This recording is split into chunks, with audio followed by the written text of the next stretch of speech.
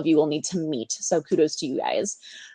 So my name is Lauryn Palgut. I work with the Sonics. I'm a dietitian, been here for 2 years and I absolutely love it. And so I'll be talking about civil rights training today. So I do apologize. This content is typically not the most exciting. It is very dry.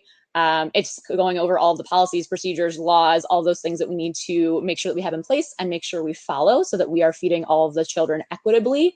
But I promise I will try to make it a little more lively. So just kind of a general overview on all things civil rights. So we're going to talk about the staff's rights and responsibilities as participants in this national and federally funded program, general USDA civil rights, and then any resources to support you guys should any civil rights issues arise. So I would be completely remiss if I did not first discuss, the current climate that we're in today.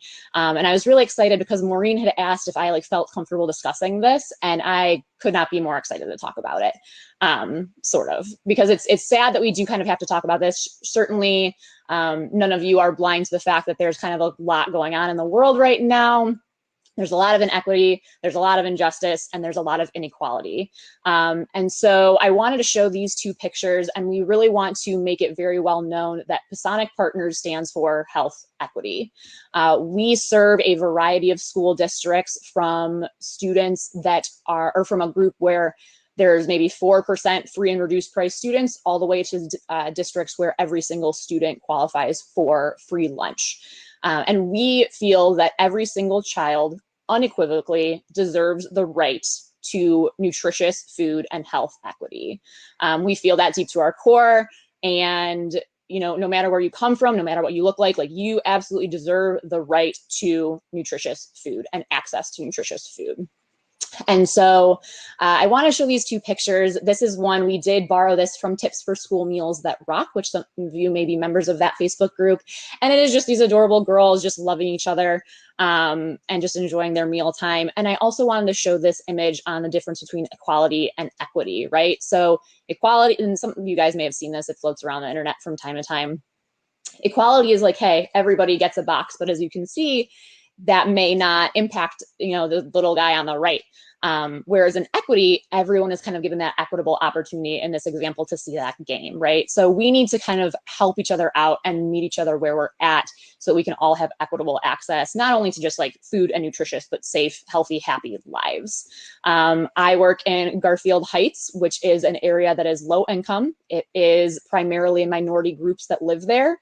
And I absolutely love working there and love working in urban environments, because we know very well that some of these kids may not have access to nutritious food when they leave at the end of the day.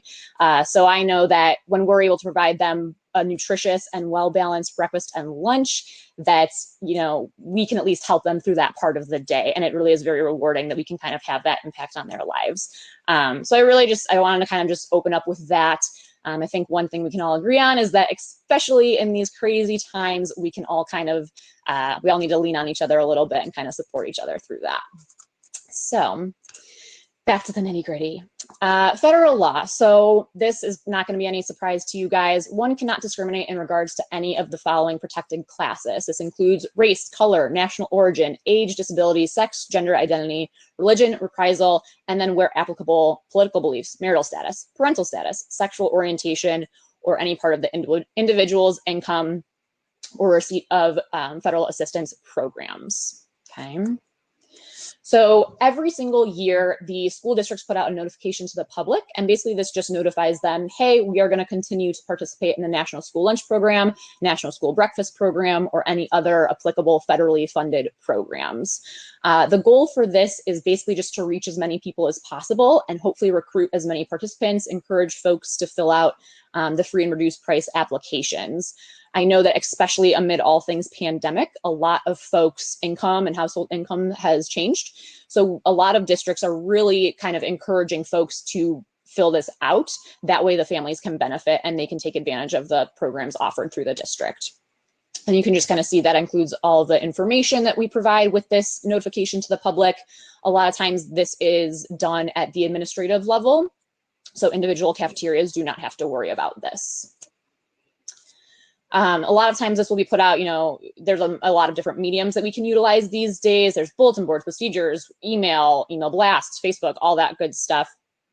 And we are also required to post the Injustice for All poster as well. This is just another notification and communication method that school districts and the USDA will promote, just to make sure that everyone is kind of aware of the services that we are providing. I'm sure you guys have all seen this. They are required to be in every single cafeteria. And I know, speaking for Garfield, we have mobile breakfast carts. We are required to put this and Justice for All poster on the cart as well. So really anywhere that we are serving meals, this needs to be present. How to get the and Justice for All posters. Again, this is usually done at an administrative level. I feel like half the time when I go into my office, like in the summer at one point, there will just be a stack of new and Justice for All posters there. So sometimes they're just sent by default. Sometimes you do have to reach out. I believe that they've changed the contact person for Ohio. Certainly, if you're in a different state, this will vary as well.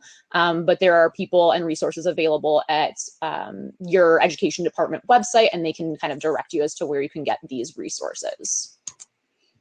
So your non-discrimination statement. This has to be on all forms of communication provided to the public from the food service department. It is literally as simple as this statement. It says, this institution is an equal opportunity provider. And again, so for us, this is on our breakfast carts, this is on our menus, this is on any infographic that I post to our Facebook pages. This has to be on any single thing that is coming from the food service department. It can't be modified. And kind of the interesting piece to this is you can't make it super tiny font and hide it in the corner of the flyer or whatever image you're putting out. It has to be no smaller than the smallest font on your flyer or the piece of communication. So this is the full non-discrimination statement. I'm not going to read this to you guys. You can find this anywhere online. You can also see it right here, but basically it's just a longer version saying, hey, we cannot discriminate based on any of those previously identified classes that we discussed. So this is something that I actually really love talking about. All districts should have the goal of wanting to create a message of inclusion, right? So we also want to create this message of equal opportunity. And so all of the stuff that we're putting out there should be applicable to the groups that we're serving.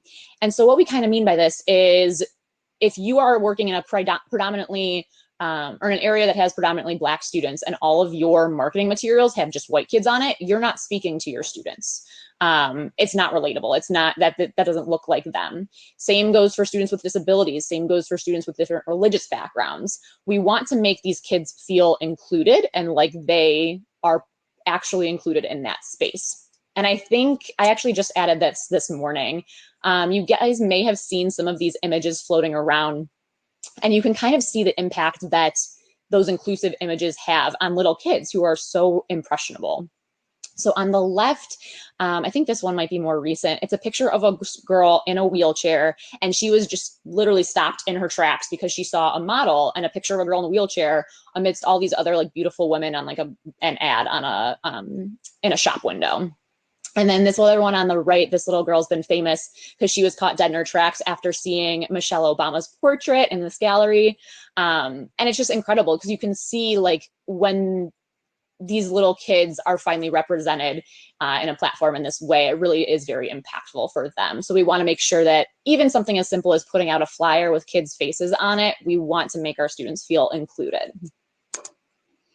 So in the lunch line, we want to make sure all students are granted the equal opportunity to participate in the school meals program. And with that, all students have to be treated in the same manner. So a lot of stuff that we commonly see is that, schools may have a boys line, they may have a girls line. I have fortunately never seen this, but some schools may try to punish students and revoke their meal rights if they're misbehaving, which is an absolute no-no. You can never forbid a student from their access to food in the lunch line. We also may see that some students are given extra food. If they're an athlete, they may have a big football game coming up. A lot of this will certainly look a little bit different going into the fall. But if you know that your best friend's kids coming through the line, they may get a little extra helping of mashed potatoes or something, but we cannot do that. We have to make sure that it's the same for all students and served in age appropriate levels. The other piece of this is there have been some issues like a free and reduced meal line. And I know that as we're kind of transitioning into this new feeding environment, there, for as many schools navigate the grab and go meal pickup, we can't just offer that to the students who qualify for free or reduced priced meals. Even though we will receive greater reimbursement for those students, which really shouldn't be the bottom line anyways, the bottom line is we're feeding kids. We have to make sure that all meals are available to all students. We cannot overtly identify, we cannot discriminate based on income group either. So during meal service, all of the students, all persons have to be involved in those discussions. All students have to receive the equal education regarding food and nutrition, and we cannot base our standards of behavior on any federally protected classes. All these students should be expected and held to the same standards when behaving in cafeteria, and they should all be able to go through that lunch line in the cafeteria. So a good example of this is, I know in my main district, there are students who, for whatever reason, have been removed from the classroom throughout the day, and they go down to a special room so they can work on their behavior issues in a smaller group setting. Those students are never denied lunch. They will still come down to the cafeteria. They will go through the lunch lines just as any student would, and then they're just taking their meals back to their classroom and eating in a smaller group setting. So again, we cannot deny service in any way. All right, so daily lunch options. We have to be able to provide the same selections to all students within the same grade grouping. This includes leftovers as well. So sometimes, there may have been a field trip that you didn't know about until last minute, and now you're stuck with 100 extra chicken patties. If you don't have enough chicken patties to offer them to every group, then you should not be offering them as leftovers. You have to make sure that you can offer it equally to every student. Again, can't emphasize this enough. Can never deny a meal to a student. Can't make kids work for the meal. It's not like like the old adage of if you go out to eat and you don't have money, you got to do dishes to earn your meal. None of that. These are kids. They get their food. I know some districts kind of face the issue of charges. So if a student comes up to your line, they don't have a meal, or I'm sorry, they don't have money to pay for their meal. Certainly each district should have their own policy for how they handle that. I know some schools that we work with just allow the kids to charge and charge and charge, and then they rack up hundreds of dollars in debt owed to the school from meal charges. Other schools will change out, give them the cheese sandwich. There's a lot of different ways to approach it. There's never really one good answer. Regardless, the students still need to be allowed that option to get food. So and we're about like halfway through, but the bottom line and the simplest way to think about civil rights is that how I would want to be treated? And is that how I would want to be addressed? I think that another relatable piece of this is a lot of you guys have grandbabies, a lot of you guys are mothers and fathers and have kids. Is that how you would want your kids or grandkids to be addressed or spoken to? I know that sometimes working in school cafeterias can be frustrating. Those kids sure know how to get under your skin, especially like our middle school staff and even our high school staff. But we need to remember, like, we are to treat them equally and respect them as kids and give them this equity that they deserve. All right, so moving on, the LEP language assistance. So any school that is participating in a federally funded program has the responsibility to take these reasonable steps and ensure meaningful access to all of their programs by anyone with limited English proficiency. So what that means is if you have a student who English is not their first language, we still want to make it so that they can access our menu. Fortunately for the folks that utilize Healthy Meal Planner Pro, you can translate our menus into about 100 different languages, which is really great because that can be a wonderful resource and still make it very applicable and accessible for a lot of these students. So reasonable steps is pretty vague. So we obviously want to consider how many students we would be serving in this manner. If you have one child in your district that does not speak English as their first language, it would not make sense to hire 10 translators, right? We want to make sure that it's an appropriate ratio so that each of those children can be served appropriately and fairly. But we certainly want to be able to utilize our resources in a district very well. The nature of the service would certainly vary depending on what they need. And then you also want to consider the different resources that are available and what would be appropriate for the child. So does that mean that they need a translator? Does that mean they need a menu just translated already for them and they can read? It just kind of depends. You got to meet them where they're at. So translators, we do see, especially more so towards the high school level, there may be some students who may be speaking different languages or at least can kind of get by in a different language, but we should never be using students as translators. It's just a little bit too risky. We want to make sure that we're kind of utilizing a trusted source, someone who is trained to be a translator, and they can kind of be the go-between for food service staff and then the student as well. This is what I really love. This is just kind of innovation at its finest. So there are a lot of barriers, especially going into this new school year. And even in spite of the pandemic, we still want to make sure that these things are available to all of our students, especially if we're going to be doing like grab and go meals. Like, we still want them to be able to understand what is happening. So given the limitation in resources, districts can share a translator, which I absolutely love. You can train bilingual staff, and you can just reach out to the community and see if there are any volunteers who would be able to assist. All right, it's also helpful to speak with the participants verbally and then just be willing to kind of be patient with them and explain to them, you know, how things work, how you go through the line, how you can choose foods, when foods will be available, and then potentially enlist other staff support when needed. All right, so reasonable accommodations, and this can kind of be a little bit of a sticky wicket. So this is how a disability is defined. I think you guys can read that, but basically it's physical or mental impairment in which substantially limits one or more of an individual's major life activities. Oftentimes it's commonly referred to, like if a student has their disability listed, then the 504 plan will accommodate for that. And oftentimes that will include a lot of things beyond school food service. So it will include their individualized education plan, potentially. It will recruit the help of administrators, recruit the help of principals, teachers, staff, a lot of different people beyond food service. But that certainly doesn't limit our role in that as well. The disabilities that we'll commonly deal with would be type 1 diabetes, in which students are having to monitor their carb intake very carefully, and then food anaphylaxis or food allergies. So this one gets a little bit tricky to navigate, especially we're seeing, you know, in 2020, even before pandemic mode, there's kind of a lot of health and food information that's floating around and kind of increased concern over what we're putting in our bodies. So we have found that a lot of families may tell us that students are allergic to something, but it may just be an intolerance or a preference. So when it comes to food allergies, they need to be documented from a medical doctor. It cannot be a nurse practitioner, cannot be a holistic doctor or a DO. It cannot even be a dietitian. It has to be a medical doctor. And it has to state what that allergy is, or if it is considered a disability, if there is food anaphylaxis, not so much an intolerance. And they have to list like, hey, little Johnny is allergic to peanuts. He obviously cannot have peanuts. Now, I've seen this in a couple of my schools where the student will expect or ask for a juice in place of the milk if they have a dairy allergy or intolerance. We are not required to provide that juice for the child if we do not have a medical note that specifies that substitution. A lot of schools may do that just to be nice and kind of still allow the child to enjoy that lunch period, have something to drink, which again is going to be district dependent. But by law, you are not required to do that.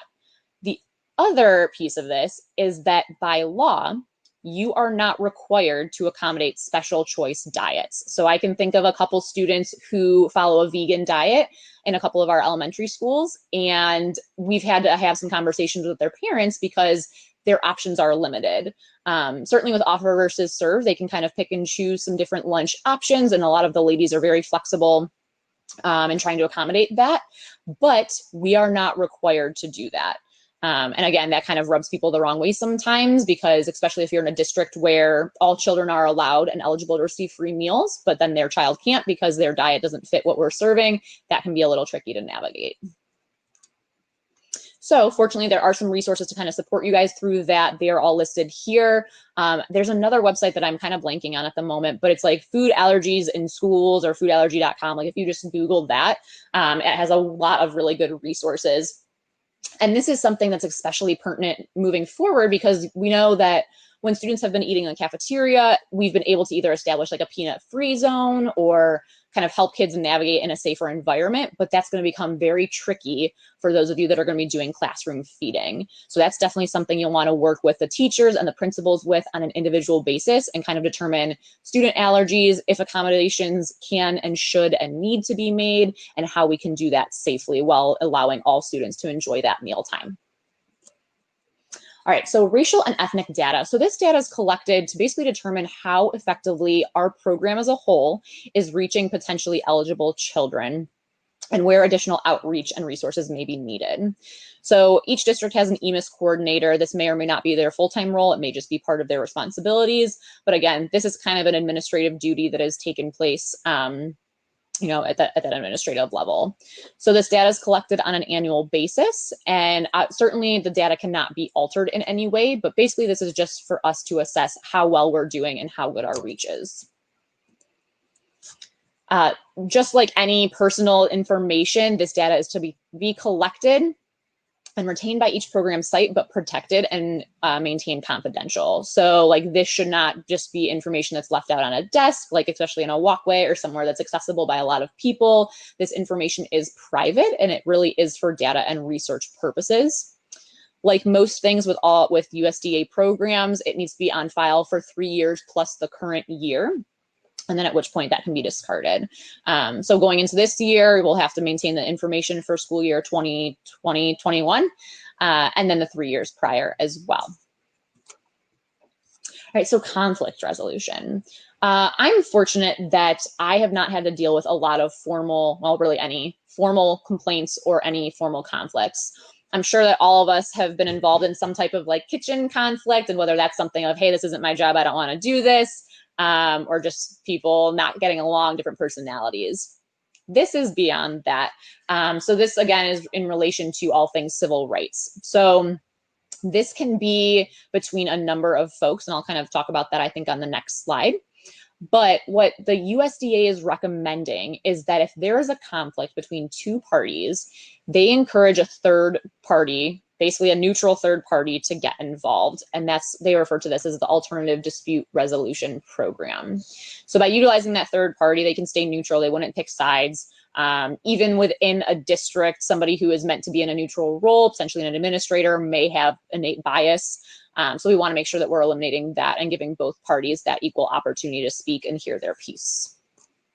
So this is very wordy, I apologize. This is just kind of the right to know information when it comes to conflict resolution and complaint procedures. So applicants, participants, what that means is the applicant is somebody who's filing that complaint, and then the participants would be anybody else who's involved, whether it's witnesses, whether it's somebody that they are filing the complaint against or on behalf of. They all need to be made aware of their rights in this situation. So any person who feels that they've been discriminated against needs to file this complaint based on federally or state protected classes. And it needs to be done in 180 days, within 180 days of that incident. And again, you can see here, this is kind of the detailed procedure and who you need to contact. Again, this pertains to Ohio. It's going to vary for each state, but all that information can be found on your Department of Education website. So the different numbers to call, websites, all of that information. The complaints related to civil rights can be written, verbal, or observed. So it's very important that if you are involved in that initial process, maybe you are a manager and one of your employees is coming to you, they feel that they were wrongly discriminated against because they are a parent and they had to take their child to daycare in the morning and they couldn't get to work on time, or it affected their hours and they felt there was wrongful discrimination. That's just one example. There's a million different directions you can go with this. It is important that we listen politely to all those verbal complaints. They can be made, again, via phone, letter, email, fax, any type of communication. There's a million different ways we can speak to each other in 2020. If the complaint was filed anonymously, it should still be respected and handled in the same manner. So again, make sure that we're taking it seriously, make sure we're recording all information and all pertinent details. And it can be related to any area of the school meal program. And I think that that's really important to note. So this can mean, it can be between a food service director and a manager or frontline staff member. It can mean, it can be a dispute between HR and somebody who was not hired for a job. It can be between a student and a cafeteria employee. There's a lot of different relationships in that kind of cycle, in that circle of people. So they all need to, again, be handled with that same manner of respect. So dealing with the complaints, this is just kind of the 1, 2, 3 need to know basic information for all things civil rights. It's very important to document the complaint and be as detailed as possible. So you certainly don't want to leave anything out. If there's any quotes or verbatim speech that you can include, that's all going to be very helpful to kind of help figure out that case. Contact the USDA or ODE, and then certainly maintain those records. So again, 3 years plus current, anything that has happened needs to be maintained and have those records on file. So when it comes to documenting, there's a lot of information that you can get, right? So you certainly want to get the name, address, and phone number of the complaint. Again, if it's anonymous, that's a little bit trickier to figure out. Certainly, depending on the level of the complaint or the interaction, who's involved, it is very likely that your district HR or human resources person will also get involved as well. And at that point, it may become kind of like you're passing the buck on to them, but you certainly want to make sure that you're getting all of the necessary information initially. That way you can pass that on to them too. So you want to get the name and the location of the entity delivering the benefit or service. So, you know, where did this happen? In what context did it happen? Was it during a lunch line? Was it after hours leaving work? How did that all go down? Why they feel they were being discriminated against, in what nature, what federally protected clause do they feel like they're being attacked on? Is it, you know, the like parental status, marital status, age, sex, gender, all those things. Any other pertinent information. So the title, names, business addresses, and phone numbers of people who may have been there. So basically your witnesses. And then the date in which it happened. So one thing that you may see is somebody may kind of finally report it and come to you and discuss like, hey, this is what's going on, but I feel like this has been happening for a couple years or months now. Like, I feel like this person has been discriminating on me for whatever reason it is. So kind of acknowledge that as well.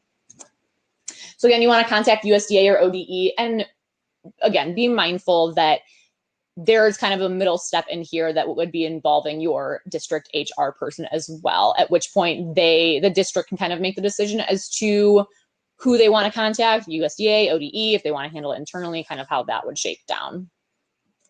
And then number 3, certainly maintaining those records. So again, I feel like a broken record, talking about records, you want to make sure that you have all of this stuff on record. You want to make sure you have complaint logs or complaint forms available. Should something arise, that way you're kind of prepared and you can kind of have this as a backup and a go-to, and there's going to be like a structure in place for if this were to happen in your kitchen or your district or your building. All right, so in review of civil rights compliance and non-compliance. So non-compliance is a factual finding that any civil rights requirement as provided by law, regulation, policy, instruction, or guidelines is not being adhered to. Pretty simple, you're not following the rules. There's really no minor or major category. It's either you are or you aren't, kind of an all or nothing sort of deal. No matter the level of the severity, it should still be reported. So even if you think it is something that's very minor, it still needs to be brought to higher ups' attention. So different non-compliance examples. And again, these are just kind of some of the more common ones that we've seen. So denying an individual or a household the opportunity to apply for school meals programs. So this is different than you putting out the information and saying, hey, here's this application, doing everything in your power to try and get folks to participate.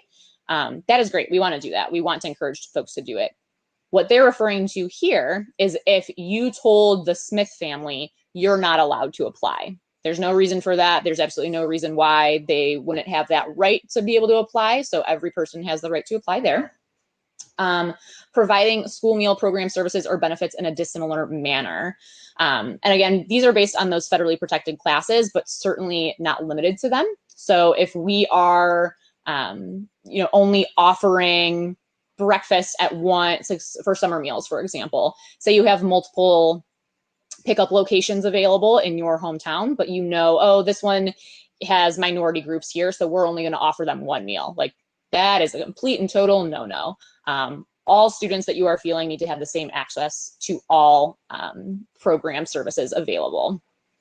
And then that's kind of selecting the school meal program sites in that way as well. So you want to make sure it's equitable and accessible to all people. All right, so non-compliance resolution. So if we find that there is non-compliance, a corrective action plan needs to be devised and implemented immediately. That needs to happen within 60 days. So again, it's like a 2-month window that you need to figure that out and then adjust accordingly. Like most things with school nutrition, there's got to be a corrective action plan if it's found that you are not doing it correctly and not doing what you're supposed to do. Okay. So again, I told you guys it was very quick. So if you have some other questions, and don't sign off yet, because remember, you need to get your credit. If you have questions, again, this is Ohio specific, Ohio Department of Education, the Office of Child Nutrition. I think it's now changed. I should have updated this. It's the Office of Integrated Student Supports, I believe. Again, this has all been adapted from the resources that they have provided. So we really are taking it directly from them. Now, for those of you that know me, this question for your credit will come as no surprise. Val, I'm going to give you a shout out because I know you're going to appreciate this one. So my little CEU question is, what's your favorite kind of donut? Despite being a dietitian, I am like the donut connoisseur. I love me some donuts, and there are plenty of good ones to choose from around here in Cleveland. So let me know which one is your favorites. Again, we are so excited that you guys are here with us today. Doing a virtual boot camp is certainly not second nature to us. We love to be in person. We love to see you guys and see all your happy faces, usually in like a very large group with lots of food in person. So there's been a little bit of kinks that we've had to work out in this process, but I'm so glad you guys are here. So again, I just kind of want to remind you, hopefully you've kind of worked out some of the kinks on your ends right now. As you get to your next session, or your next presentation, make sure you click sessions on the left. We did finish like 5 minutes early, so you may be able to catch some ending of the other ones. But yeah, make sure you go to sessions. That's kind of like your navigation for the rest of the afternoon. We've got some really cool stuff planned for you this afternoon as well.